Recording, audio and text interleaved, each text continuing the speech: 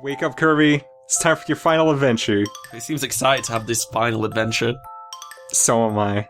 Yeah, I think we're all excited to see what the final furniture is that has no longer been made through the democracy. This is a monarchy now, and this is the man at the top of the heap.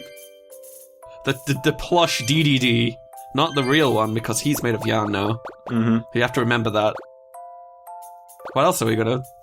Oh, we gotta put my favorite meal up on the table: pancakes with a fizzy pop. Oh, that looks great. What nice reward for a job well done, I think. I agree. Oh, Kirby, I hope you enjoy these pancakes. I pray that they're actually pancakes and they're not just some sort of stuffed toy, which would be kind of a... Speaking of food, it's time for Jordan's Cereal Adventures Part 2. I was at the local grocery shop today because I couldn't go to the one that's a little further out of town that I usually go to. Okay. And I was looking for, cereal, and I couldn't find anything that looked remotely appetizing to me. The closest they had is basically regular cereal flakes, but the whole thing, but they're all, covered in, a really thin layer of chocolate. Whereas usually what I get is cereal with chocolate flakes in it. But I've had cereal like this before, chocolate-covered cereal. It's delicious. So I decided to get this, but it had, it was clearly children's cereal, and it was a really big box, too. So I figured, okay, this is gonna be a little more sugary than what I usually take, but that's fine, I'll deal with it for now. What I ended up getting was cereal that tastes like a cappuccino. Yeah, it tastes like coffee. It's really weird. It has this hint of... It's sweet, but it has a hint of bitterness to it. So it's the perfect thing to wake you up in the morning. Yeah, it really took me by surprise. Who even needs hot drinks for Jordan's breakfast when you can just have it in cereal? I think that's peak modern society right there. Yeah. I don't have time to drink a hot drink. I mean, I know I have that problem sometimes. You know, it's too hot, so... Hot damn. That's perfect.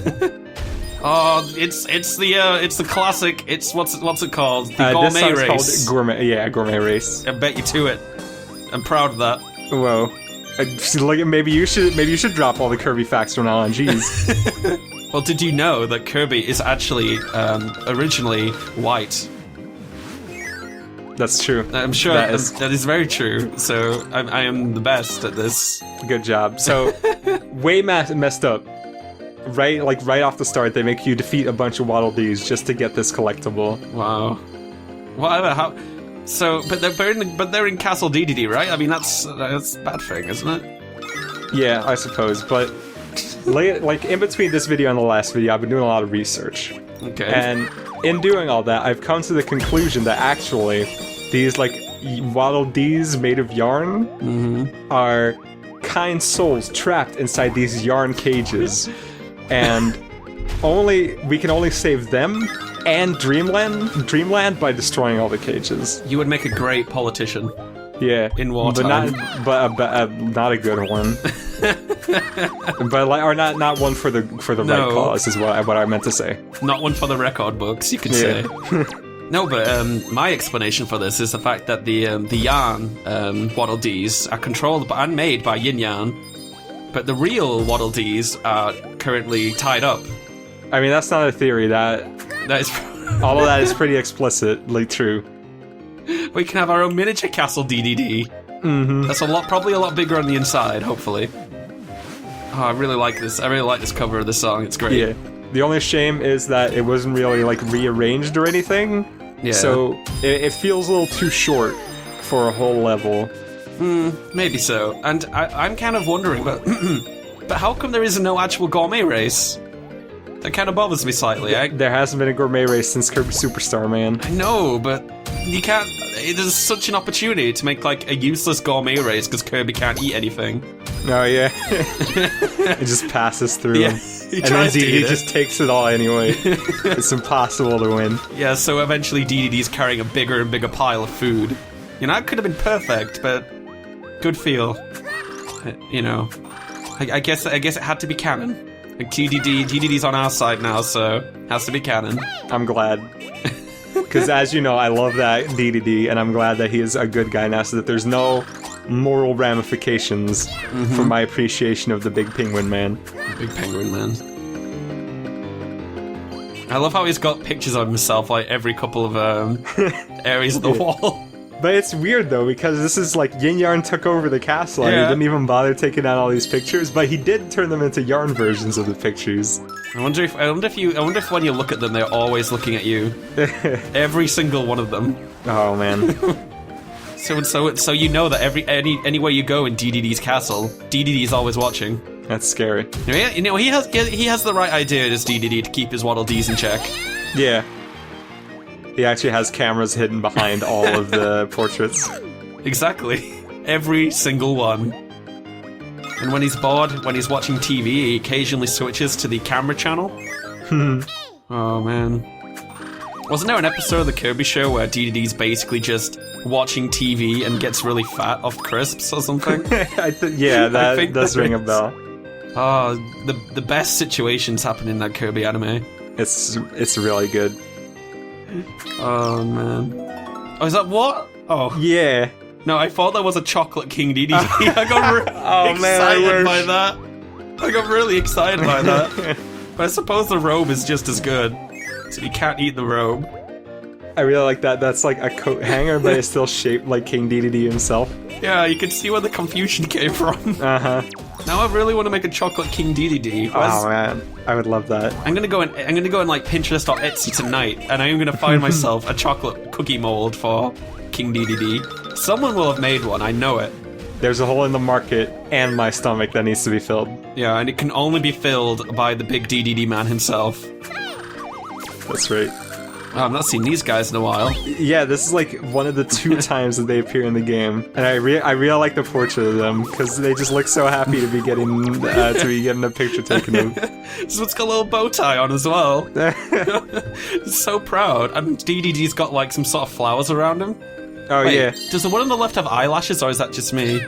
That's just you. The one on the right has angry eyebrows, though. No, it is just me, because that is actually just bits of fluff on my laptop screen.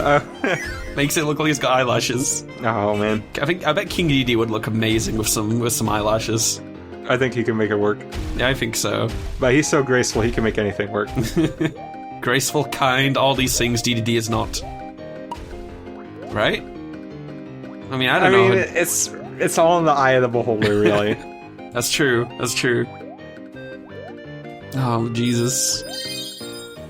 I always thought it was weird that in some games they use the Gourmet Race song as the King Dedede theme. Mm-hmm. Which, I mean, in a way it makes sense, because it was, like, it played while you were racing him in Kirby Superstar. Oh my god, I just realized there was totally a I'm not sure if there is actually an opportunity for this, but a race with Mara from the guests, but in this stage with the gourmet race could happen, right? It probably will. Yeah, I mean, it seems pretty likely, really. You can't just have the opportunity and waste it. No, that would be a real shame. Now I'm pretty sure because most characters get most of the stages covered, so I think we're probably good on that. Yeah, that's true. Also, I like how King Dedede keeps rooms of all of his enemies, all of his I guess these are kind of like King Dedede's friends in a way. Yeah. This room is kind of a toughie because there's like 2 of the bomb enemies hidden in like little alcoves, and there's only a limited amount of bomb enemies free for you to use to try and hit them. And if you exit the room and come back, it's not like they respawn or anything. Oh gosh. Yeah, that's not too fun. Yeah. This level's really long as well. It is a pretty long level, and this is like sort of near the end, so if you mess it up, you have to do the whole thing over again. Oh no, there's no checkpoints? No, there's no checkpoints in this game at all. Oh man, it's the king of the Waddle Dees! He's so big and sleepy. Okay, we can't. No! I know we just explained it, but he was that king. No rest for the wicked, man. Literally. You've changed. I know. The world changed me. I know, and it's a terrible, terrible thing. And I will never forgive you. Your reign will come to an end. I like that Yin Yarn covered up that statue of King Dedede with a patch. Yeah. You can't have that in his new castle. But then, weirdly enough, there's a statue of him that he covered up as well. Huh. He has some strange ways of dealing with rulership, I think. I think it's because he needs to have some time to get used to being a leader. Maybe he just pays it all no mind. Maybe it's not actually too good with oh man, not enough I was power. still sick while I recorded this, I'm sorry. Your reaction times are not good enough. No. Not good enough for this Let's Play. Whatever happened to the get 100% perfect run Jordan I used to know? I mean, none of that has to do with getting a 100% run. A perfect run, maybe. It does to me. Depending on your definition. I'm really disappointed that wasn't a chocolate DDD. I know. Oh. What a disaster. Could have put that next to the DDD plush and the pancakes. It would have been a veritable feast. But you know what? There's no better time than now for making a King DDD, for making Chocolate King DDD, because now you can use the DDD amiibo as a mold. Whoa, it's Yin Yang. Hey, that's... No, that was a bell. What are you doing? He had to get rid of the bell. Oh, jeez.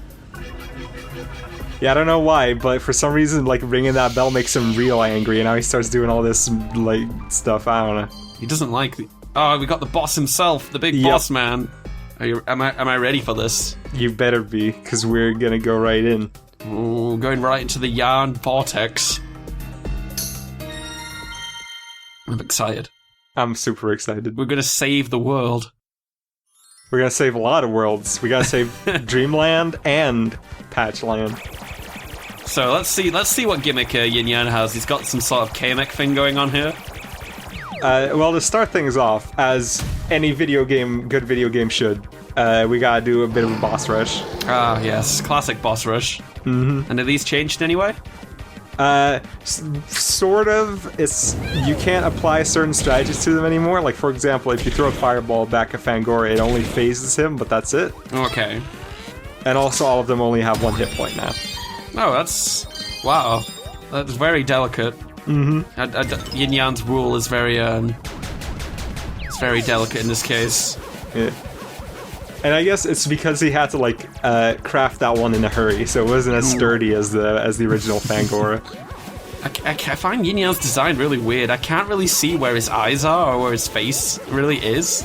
Yeah, he is very complicated. I don't think he actually has visible eyes. No, it's like... Unless it's like the 2 purple things on top. Yeah, that's what I originally thought. Or maybe it is just the 1 button, I'm honestly not sure. Yeah, Yin Yang's design is really weird to me. It bothers me. It's in that uncanny valley. Yeah. Hey, it's our favourite dancing troupe who we just ruined again. They made one final appearance. Well, they have to. I mean, you gotta have an encore. Yeah. And wait, oh man, this means we get to see favourite magician Shadini. I forgot his name. Yeah. I think it was. Is it Shadini? No, it was like. Wasn't it something with pumpkins? Wasn't that his name? I don't remember. That's how much we remember this guy. Yeah.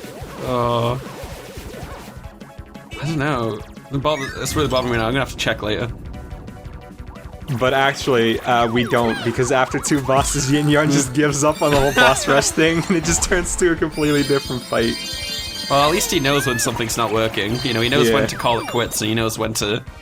You know, he knows when his cards are not going in his favor. Yeah. Yeah, that's the phrase. One thing that's cool about this boss is that you look in the background, you can see Patchland all broken up again. Yeah, and for some reason the halberd. The halberd is also there. I don't know how that got here. That Waddle Dee was useless. No. As soon as it landed, it just fell right through the floor. That's the sign of a good Waddle Dee. It tried to crush Kirby, but it was unsuccessful. Ooh, we did it? That was the boss. That was an interesting boss. But it was over way too fast for me. I don't know. It's just... It was over so fast that we couldn't even get the... Oh. I don't know. They make little squeaky sounds. Uh-huh. The most adorable final boss. Oh no. It's Waluigi Yin Yang. Well, at least now you can very clearly see where his eyes are. Yeah, he's got some sort of weird Teenage Mutant Ninja Turtle shredder thing going on there. Mm-hmm. And Meta Knight brings us a power-up in reference to Kirby's Adventure, where he would drop Meta Matos for you. Or rather, invincibility power-ups. I love Yin Yang's hat in this design. It's so. This is a really good look for Yin Yang. I know. I think this is the way forward. Yeah. Also, he's copying Wario shtick, where all these missiles have mustaches on them. What? Oh, you're right. What a jerk. So this boss is currently being a literally spam the attack button. Yeah. Gotta love bosses that do that. I mean, you do still have to, like, pay attention to where the missiles are coming from, especially during this part. Jesus, this is insane. What the heck is going on? The video, like, the way the video is looking right now, because there's a lot of stuff going on at the same time, it's like everything is going all fuzzy because of this. Oh no. You can't handle the sheer amount of action that's going on right here. But we did it for real this time. Oh god, oh, all the beads! We are so rich. Wow, that was intense. So man, what does this mean? Does this mean that, like, these two knitting needles were the real bad guys the whole time? I wouldn't be surprised. There's a lot to unpack in the story of Kirby's Epic Yarn. I guess that's why it's called Yin Yarn. It's yin and yarn. Whoa. That is the twist, I think. I'm sure. They're adorable, though. Get these guys out of here. They're adorable. They make little squeaky sounds. How can you hate those? But they were evil squeaky sounds. Yeah, but does that mean I can't? Does that mean my rubber ducky is necessarily, like, good? I mean, I'm pretty sure, like, anything that makes a squeaky sound is going to be all right. Maybe it's just misguided. I don't think things are that black and white. Dreamland returned to its normal state of peace and quiet. Yay! So we're all made of paper again. Yay! Look at that. Which is only slightly a better outcome. Goodbye, Fluff said. It made Kirby sad. And it's really... His new friend leave. It seems like a worse outcome because they could get paper cuts and stuff. That Prince Fluff sad face is the saddest thing I've ever seen. Yeah. Oh. Until then, Fluff said as he returned to Patchland. You know what they say, man? The people that smile the hardest cry the most. That's true. Yarn the sorcerer and restored. That's a very poignant thing to say as this pan out to the night sky goes on. But I mean, it's gonna be all right because now Kirby can visit him anytime to cheer him up. Yay! So now we're gonna go and have some lovely fun times in Patchland, just as we always dreamed. I really like this credits theme, by the way.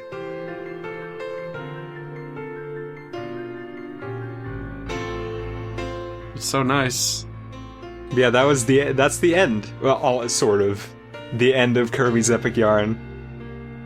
Give me your opinion. Tell me about what you thought of this game. So this game, so in a lot of ways it reminds me a lot of Wario Land Shake It, the game we last played. And yeah, I can see a lot of the influence there.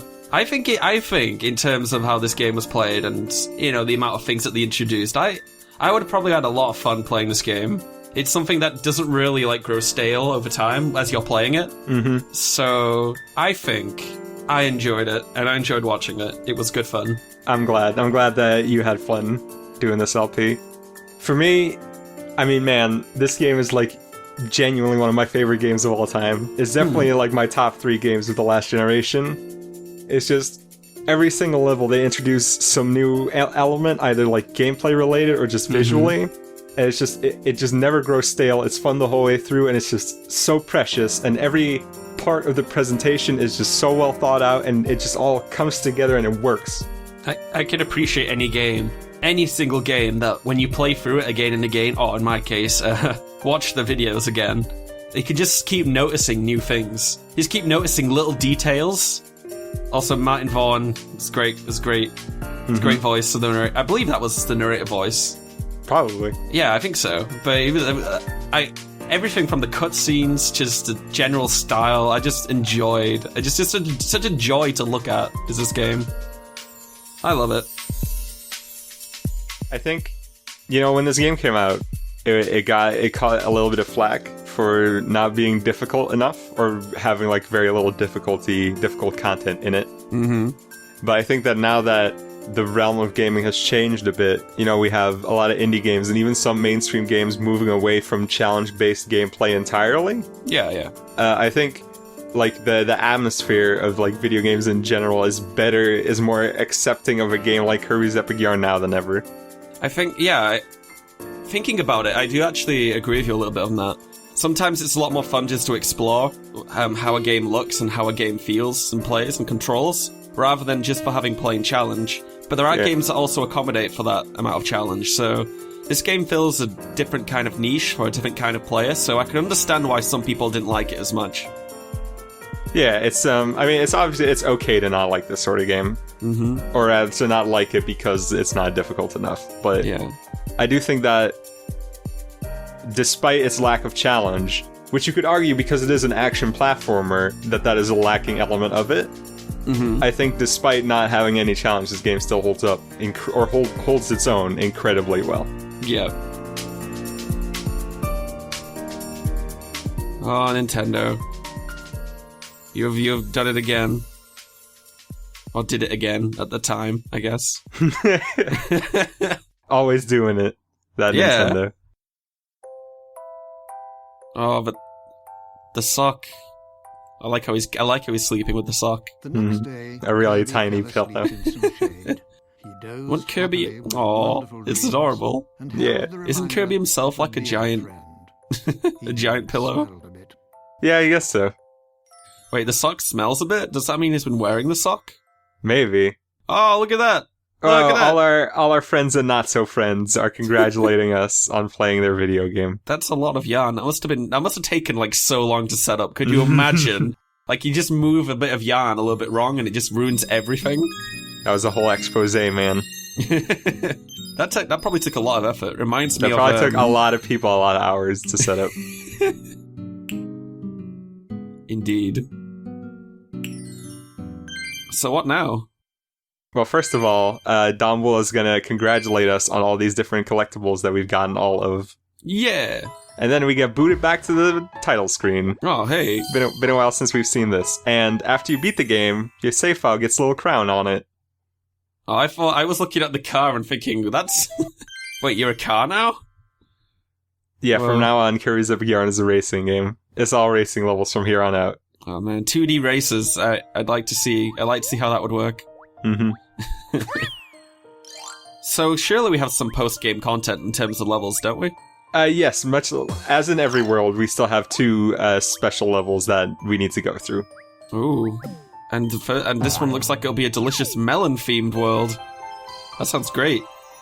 It's really only melon themed for the sake of the pun of the level name. Meta melon.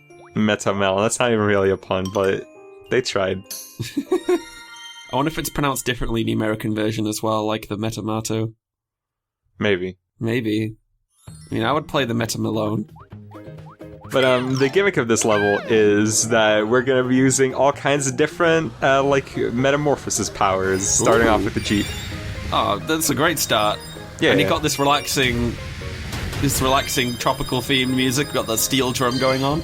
This was the theme of the world Ice Cream Island in Kirby's Adventure. It may have also been a song in the original Kirby's Dream Land, but I'm not sure about that. Ice Cream Island. Oh, Ice Cream Island. That sounds delicious. That sounds like a great place to live. I like how you go literally straight into the next vehicle. Actually, it's funny. If you don't hold forward, you don't land straight into that next tile. Oh. And then, yeah, you just have to do the walk of shame into it. Oh, I also like how water cools the lava to the point where you can actually walk across it.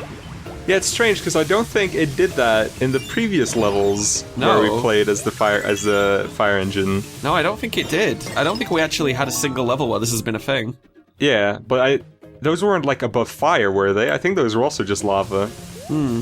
I don't remember going over any lava in the volcano level, funnily enough. At least I don't think I remember. Yeah, maybe we were just using lukewarm water in those levels, and now we got the ice cold. Yeah, we need the ice cold water for a bright summer's day like this. Mm-hmm. Has it been quite warm in Netherlands for you? It's really dependent on the day. Yeah. We had a tiny heat wave earlier this week, and then yesterday was pretty hot as well, but then in the middle of the week it was actually not that bad. Okay. For us it's this power up it's always Good always riddance. always a good one. Oh god, it just looks so painful to use. Yeah. No, but for us, it's been relatively alright. It was really warm yesterday, though, warmer than usual. But the hottest it's been was in early August, late July. It got to about 35 degrees, which was ridiculously hot over here. Like, ridiculously so. God, yeah. For us, the hottest we got, it was like just under 40 degrees. And that lasted for like 2 or 3 days. What's happening? I had to hustle for time. If that happened to a real train, I would be very worried. Yeah, well, real trains don't have the traction that Kirby has, so they can pull that kind of thing off. Oh, man. What were you saying before? I was saying that we had like a heat wave that lasted for like 3 or 4 days, and it was agony. Oh, man. Ooh, ice cream, but you could have some of that to help, surely. That would help. I go jogging every day, and usually I do it in like the late afternoon. Yeah. And I couldn't do it on those days. It was just too hot, so I had to wait until the evening. Yeah, I can understand that. It's not fun. No. I mean, think of it like English people like me complain about the weather like when it's raining, when it's snowing, when it's hot. So there is no like in between. Like even if it's mild, then people are still like, oh, I wish it was summer already. It's getting close to summer, isn't it? Oh, I wish it was summer. So, you know, we kind of live in that cursed area where we're never happy with the weather. I mean, except for like those couple of days, it's also barely ever truly summer in Northern Europe. The days when, as we call it, it's glorious. Yeah. Because it's such a brilliant thing. Oh, I love these rainbow bead bows. Yeah, that's pretty cool. Rain bead bows. And you have to jump for that CD, and if you don't do it, you have to play the whole level over again. Wouldn't that be a shame? Yeah. I mean, I don't know if I could handle going for all of that again with the train. It's asking a lot of us. Oh, not again. I genuinely can't believe that one went past the 5-star mark. I think at this point, the game is just trying to ruin you. Also, did we just get Meta Knight's sword? Yeah, that was the patch that we got. Does that mean we finally get to use swords and play with swords?